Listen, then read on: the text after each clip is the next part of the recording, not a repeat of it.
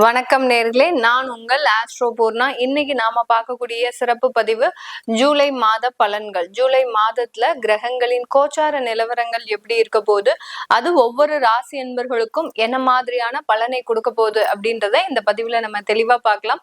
முதல்ல கோச்சார நிலவரப்படி கிரகங்கள் எந்தெந்த அமைப்புல இருக்கு அப்படின்னு பார்க்கும்போது, இந்த மாதத்துல ஜூலை மாதத்துல 13ஆம் தேதி சனி அந்த காலபுருஷனுக்கு 12ஆம் இடத்துல வக்ர நிலையை அடைகிறார். 12ஆம் இடம்ன்ற அந்த மீன ராசியில சனி பகவான் வக்ர நிலையை அடைகிறார்.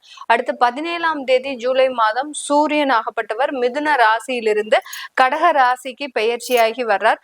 அடுத்து 18ஆம் தேதி 7வது மாதம், அதாவது 18ஆம் தேதி ஜூலை மாதம் அந்த புதனாகப்பட்டவர் வக்ர நிலைக்கு வருகிறார். 26ஆம் தேதி ஜூலை மாதம் அந்த சூரியன் ஆகப்பட்டவர் ரிஷப ராசியிலிருந்து தன்னுடைய சொந்த வீட்டில இருந்து மிதுன ராசிக்கு பெயர்ச்சியாகி வர்றார். 29ஆம் தேதி ஜூலை அந்த செவ்வாய் ஆகப்பட்டவர் சிம்ம ராசியிலிருந்து கன்னி ராசிக்கு பெயர்ச்சியாகி வர்றார். இந்த மாதிரியான அந்த கிரகங்களின் கோச்சார நிலவரப்படி அமைப்புகளின்படி ஒவ்வொரு ராசி என்பர்களுக்கும் அந்த தற்காலிகமான ஒரு சூழ்நிலை எந்த மாதிரி இருக்க போகுது, இதனால என்னென்ன மாற்றங்கள் இந்த ராசி என்பர்களுக்கு கிடைக்க போகுதுன்றத இந்த பதிவுல தெளிவா பார்க்க போறோம். தனுசு ராசி அன்பர்களுக்கு ஜூலை மாதத்துல நிறைய ஒரு சேஞ்சஸ் கிடைக்கக்கூடிய ஒரு நேரமாக தான் இருக்கும். நீண்ட வருடங்களாக இழந்ததை எல்லாத்தையுமே மீட்டெடுக்கக்கூடிய ஒரு தருணம். இந்த தனுசு ராசி அன்பர்களை பொறுத்த மட்டுக்கும் மகிழ்ச்சியை தான் அதிகமாக இழந்திருக்கிறீங்க. ஒரு 10-12 வருஷத்திற்கு மேலாக ஒரு மகிழ்ச்சின்றதே இல்லை. எப்பமோ ஒரு நாள் சந்தோஷப்பட்டா அதுக்கு மறுநாள் பாத்தீங்கன்னா அவங்களுக்கு பெரிய அளவுல துன்பங்கள் வரும். அதை நினைச்சே வருத்தப்படாத நாட்களே கிடையாது. அந்த அளவுக்கு மகிழ்ச்சியை இழந்து தவிக்கக்கூடிய இந்த தனுசு ராசி அன்பர்களுக்கு மீண்டும் அதை மீட்டெடுக்கக்கூடிய ஒரு தருணம். ரொம்ப லைஃப ஒரு ஹாப்பியா என்ஜாய் பண்றது, குழந்தைகளோடு ஒரு என்ஜாய் பண்றது, கணவன் அந்த மாதிரியாக கூட்டு குடும்பத்தோட சில ஒரு சந்தோஷம்ன்றது நீண்ட நாட்களுக்கு பிறகு இந்த தனுசு ராசி அன்பர்களுக்கு இந்த ஜூலை மாதத்துல கிடைக்கக்கூடிய ஒரு நேரமாக இருக்கும். உங்களுடைய அர்த்தாஷ்டம சனி வக்ர நிலை அடையிறதுதான் இந்த காலத்தினுடைய இந்த ஒரு ஸ்பெஷாலிட்டியே. அந்த 4ஆம் இடத்துல இருக்கக்கூடிய அந்த சனி பகவான் வக்ர நிலை அடையும் போது உங்களுக்கு சின்ன சின்ன சந்தோஷங்கள் மனதுக்குள்ள பூக்கக்கூடிய ஒரு நேரமாக இருக்கும். ரொம்ப சுற்றுலா செல்றதுக்கு இந்த மாதம் ரொம்ப ஆசைப்படக்கூடிய ஒரு தருணமாக இருக்கும். வேலைக்கு போகக்கூடிய நபர்களா இருந்தீங்க அப்படின்னா பாத்தீங்கன்னா கிட்டத்தட்ட ஒரு 10 நாள் லீவை போட்டு வீட்லயாவது நம்ம நிம்மதியா இருக்கணும் அப்படின்னு ரொம்ப துணிச்சலோட அந்த லீவ்லாம் எடுத்து லைஃப ஒரு என்ஜாய், எப்ப பார்த்தாலும் நம்ம வேலைக்கே போயிட்டு இருக்கிறோம், ஒரு என்ஜாய்மெண்ட் இல்லை, வீட்டுல இருக்கக்கூடிய ஒரு குழந்தைகளை கூட கவனிச்சுக்க முடியல அப்படின்ற அளவுக்கு அந்த வேலைக்கு கொஞ்சம் ரெஸ்ட், ஒரு வாரம் பிரேக் கொடுத்துட்டு நீங்க அந்த லைஃப ரன் பண்ணக்கூடிய ஒரு நேரமாக தான் இந்த தனுசு ராசி அன்பர்களுக்கு இருக்க போது. இந்த தனுசு ராசி அன்பர்கள் இந்த காலகட்டம் தன்னுடைய கலத்திரம், அதாவது கணவன் மனைவிக்கிடையே இருக்கக்கூடிய ஒரு சுமூகமான உறவு அப்படின்றது ஒரு நல்ல ஒரு பிரதிபலிக்கக்கூடிய ஒரு நேரமாக இருக்கும். ரொம்ப நாளாக பாத்தீங்கன்னா உங்க கணவர் உங்களை பத்தி விசாரிக்க மாட்டாரா, இல்ல உங்க மனைவி உங்களை பத்தி விசாரிக்க மாட்டாங்களா அப்படின்ற ஒரு எதிர்பார்ப்பு அடி மனதுல இருந்துட்டு இருக்கும்.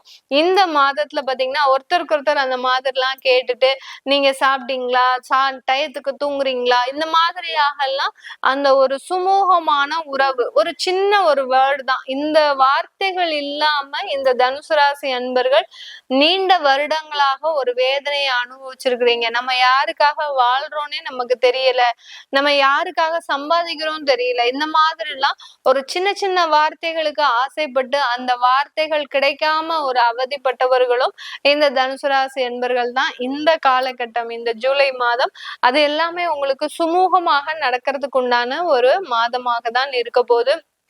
உங்களுடைய 8ஆம் இடத்திற்கு அந்த சூரியன் ஆகப்பட்டவர் மாதத்தின் பிற்பகுதியில பயணிக்க போறார்.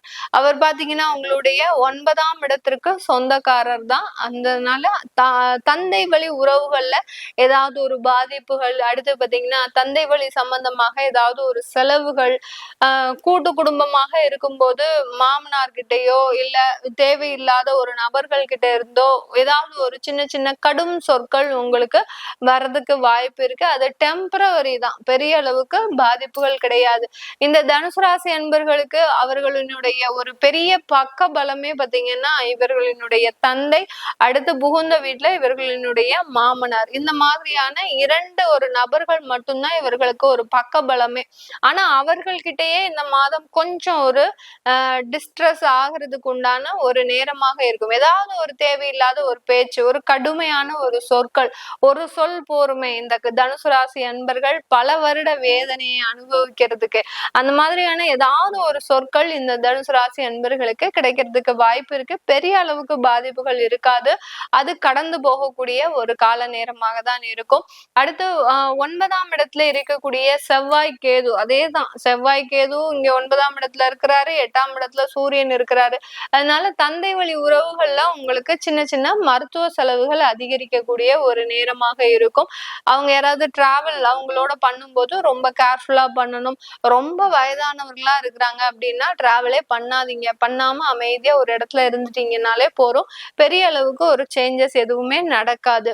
இந்த தனுசு ராசி என்பர்களுக்கு இந்த காலகட்டத்துல வெளிநாட்டுல இருக்கக்கூடியவர்களுக்கு வெளிநாடு சம்பந்தப்பட்ட வேற ஒரு வாய்ப்புகள்லாம் கிடைக்கும். நீங்க இப்போ ஒரு இடத்துல ஒரு கண்ட்ரில வேலை பார்த்துட்டு இருக்கிறீங்க அப்படின்னா அப்படியே ஒரு 10 வருஷமா சாலிடா ஒர்க் பண்ணிட்டு இருக்கிறீங்க, வருஷம் போனதே தெரியாது. திடீர்னு இருந்தாப்புல வேற ஒரு இடத்துல இருந்து உங்களுக்கு வாய்ப்புகள் வரும். இல்ல உங்களுக்கே ஒரு மைண்ட் சேஞ்ச் வரும், நம்ம ஏன் வேற இடத்துக்கு மாறக்கூடாது, இதே இடத்துலயே இருக்கிறோமே அப்படின்ற மாதிரியாக எல்லாம் ஒரு சேஞ்சஸ் கிடைக்கக்கூடிய ஒரு நேரமாக தான் இந்த தனுசு ராசி அன்பர்களுக்கு இந்த ஜூலை மாதத்துல வெளிநாட்டுல இருக்கக்கூடியவர்களுக்கு நடக்க போகுது.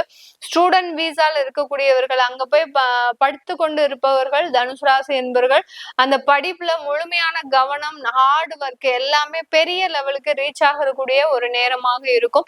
இந்த ஹார்ட் ஒர்க், முழுமையான ஒரு முயற்சிகள் எல்லாமே உங்களை அடுத்த கட்ட வளர்ச்சிக்கு நகரக்கூடிய ஒரு நேரமாக இருக்கும். மெரிட் ஸ்காலர்ஷிப்லாம் உங்களுக்கு இப்போ அப்ரூவல் ஆகிறதுக்கு உண்டான ஒரு நேரம். எத்தனையோ மாதங்களாக நீங்க வெயிட் பண்ணிட்டு இருந்திருப்பீங்க. இப்போ அந்த வெளிநாட்டுல உங்களுக்கு உண்டான மெரிட், ஸ்காலர்ஷிப் அமௌண்ட் எல்லாமே அலாட் பண்றதுக்கு உண்டான ஒரு நேரமாக இருக்க போகுது இந்த தனுசு ராசி அன்பர்களுக்கு. தனுசு ராசியில இருக்கக்கூடிய தொழில் செய்யக்கூடியவர்களுக்கு பாத்தீங்கன்னா இந்த காலகட்டம் நல்ல ஒரு அபரிமிதமான ஒரு வளர்ச்சி, தொழிலையும் நிறைய ஒரு தேவைகள் நிறைவேறக்கூடிய ஒரு நேரமாக இருக்கும். ஆனா தொழில் ஸ்தானாதிபதி 8ஆம் இடத்துல இருக்கிறதுனால சில பாதிப்புகள் இருக்கும். ஆனா மாதத்தின் பிற்பகுதியில அவர் வக்ரமாகிறார்.